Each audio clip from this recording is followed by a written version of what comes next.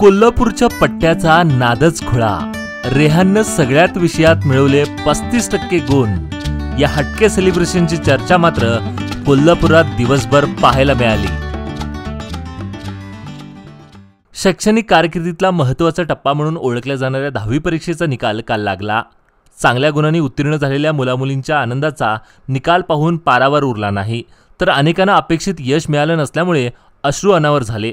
तर दुसरीकडे कोल्हापुरातील रेहान परवेज हा विद्यार्थी 10वीच्या सगळ्याच विषयात 35% गुण मिळवून उत्तीर्ण झाला.